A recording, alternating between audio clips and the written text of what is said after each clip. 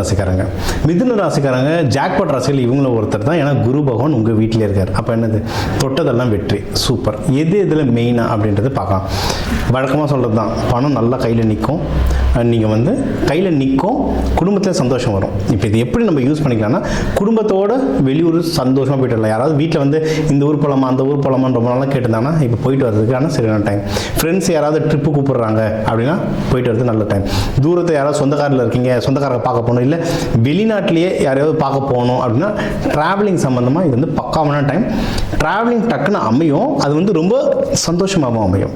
இன்னொன்று, இப்போ வெளிநாடு யாராவது போகிறீங்க, விசாலாம் லேட் ஆகுதுன்னா இந்த மாதிரி டைமில் ட்ரை பண்ணும்போது அதெல்லாம் கிடைக்கும். ஏன்னா இப்போ முயற்சி ஸ்தானம் எல்லாமே சூப்பராக போயிட்டுருக்கு. சரி, ஓகே. வேறு எதில் வந்து கவனமாக இருக்கணும் கொஞ்சம் அப்படின்னா, இப்போ படிக்கிற குழந்தைங்க, ஏன்னா இப்போ உங்கள் முக்கியமாக ஸ்கூல் படிக்கிற குழந்தைங்க, இப்போ 4ஆம் வீட்டிலாம் சனி பகவான் இருக்கிறதுனால கொஞ்சம் மந்தமாக இருப்பாங்க. என்னென்னா மிதுன ராசி மிதுன லக்னக்காரங்க நல்ல அறிவாளிங்க, படிக்கும் போது நல்லா சூப்பராக படிப்பாங்க.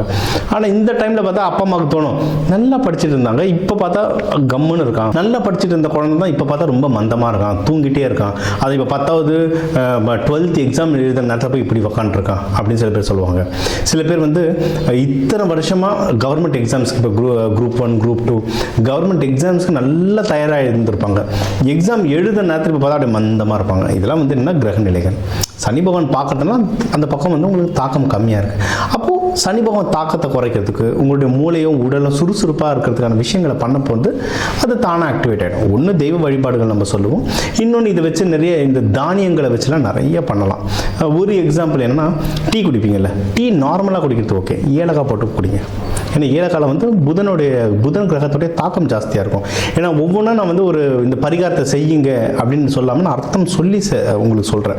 ஏன்னா அப்போ தான் நம்ம என்ன பண்ணுறோம் அப்படின்றது புரிஞ்சு பண்ணும்போது அதோட எஃபெக்ட் ரொம்ப ஜாஸ்தியாக இருக்கும். எனக்குலாம் இதெல்லாம் ரொம்ப வருஷமாக நான் எக்ஸாம் எழுத போகிறனாவே அதுக்கு முன்னாடி வந்து ஏலக்காய் போட்டு டீ குடிச்சு தான் போவேன். அது தானே அது ஒரு எனர்ஜி லெவலில் மேலே தூக்கி உட்கார வைக்கும். ட்ரை பண்ணி பாருங்கள். ட்ரை நான் சொல்கிறது எல்லாமே ட்ரை பண்ண தான் உங்களுக்கு வித்தியாசம் தெரியும். இது ஒன்று. முயற்சி ஸ்தானம் அதே மாதிரி தான். இப்போ நீங்கள் வந்து முயற்சி ஸ்தானம் நல்லா இருக்குது, பட் ரொம்ப குழப்பிப்பீங்க. அந்த மிதுன ராசிக்கு மட்டும் யாரும் ஆப்பு வைக்க முடியாது, அவங்களே ஆப்பு வச்சுப்பாங்க. ஏன்னா இவங்க அதி புத்திசாலியாக இருப்பாங்க, வேறு யாரும் ஏமாற்ற முடியாது சீக்கிரம். ஆனால் இவங்களே அதிகமாக யோசிச்சு இவங்களே ஏமாந்துருவாங்க, தானாகவே ஏமாந்துருவாங்க. அந்த குழப்பம் ரொம்ப ஜாஸ்தியாக இருக்கும். அது இப்போ இருக்கிற காலகட்டத்துக்கு ரொம்ப ஜாஸ்தியாக இருக்கும். ஸோ நீங்கள் எடுக்கிற முயற்சிகளில் கண்டிப்பாக வின் பண்ணுவீங்க. குழப்பம் இல்லாமல் தெளிவாக பண்ணிங்கன்னா ஜாஸ்தி வின் பண்ணுறவங்க. சரி, தெளிவாக எப்படி பண்ணுறது, அந்த தெய்வ வழிபாடுகள் சொல்கிறேன். இது கூடவே நம்ம வந்து இந்த சவுண்ட் ஹீலிங்லாம் சொல்லுவோம். ஃபார் எக்ஸாம்பிள் மிதுன ராசிக்காரங்களுக்கு வந்து ஃப்ளூட், புல்லாங்குழல் இசை கேட்டால் அவங்க மைண்டு நல்லா கரெக்டாக ஒரு நல்ல ஃப்ரீக்வன்சியில் வரும். இந்த மாதிரி நிறைய இசைகள் இருக்குது. உங்கள் தேவைகளுக்கு நம்ம வந்து ராகங்களை வந்து ஏதோ ஒரு பாட்டு பாடுறோம், ஏதோ ஒரு கச்சேரின்னு நினச்சிக்கணும். ஒவ்வொரு ராகத்துக்கு பின்னாடியும் அவ்வளோ அர்த்தம் இருக்குது. பணம் வர்றதுக்கு, கல்யாணத்துக்கு.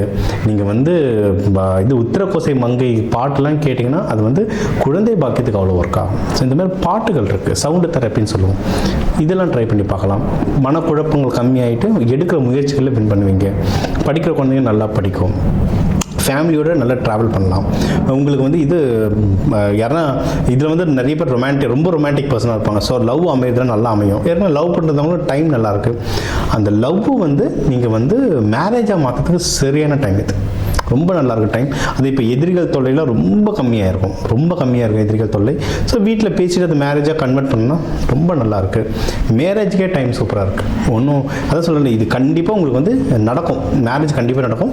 நாள் ஹோரை பார்த்து போங்க. உங்களுக்கு எது நம்ம இதில் நிறைய மெத்தட் இருக்குங்க, பஞ்சபக்ஷி எக்கச்சக்க மெத்தட்ஸ் இருக்குது. நம்ம இதை பார்த்து சொல்லுவோம், இந்த நாள் இந்த ஹோரை உங்களுக்கு வந்து செட் ஆகும், அதில் போங்கன்னு சொல்லுவோம். போகும்போது போகிற இடம் மட்டும் வெற்றி அடையாது, உங்களுக்கு கரெக்டான பர்சன் உங்களை நோக்கி வருவாங்க. நம்ம வந்து ஏன்னா இப்போ ஜாதகம் வந்து நம்ம அந்த காலத்துலேயே இருக்கும், மாமா பொண்ணு சின்ன வயசுலேருந்தே சொல்லிட்டு வராங்கன்றதுக்கு இன்றைக்கி மேட்ரிமோனியல் சைட்ஸ் புரோக்கர் அவங்கக்கிட்ட பேசி 10 ஜாதகம் வந்து அதில் ஒன்று தான் நம்ம எடுக்க வேண்டியதாக இருக்குது. ஸோ நீங்கள் இந்த கரெக்டான நாள் ஹோரை போகும்போது கரெக்டான பர்சன் உங்களை நோக்கி வருவாங்க. அது ஒன்றும் சூப்பராக இருக்கும். ஓகே சார், இந்த கல்யாணம் ஆகிடுச்சு, நாங்கள் மகப்பேருக்கு ட்ரை பண்ணுறோம். மகப்பேருக்கும் டைம் ரொம்ப நல்லாயிருக்கு.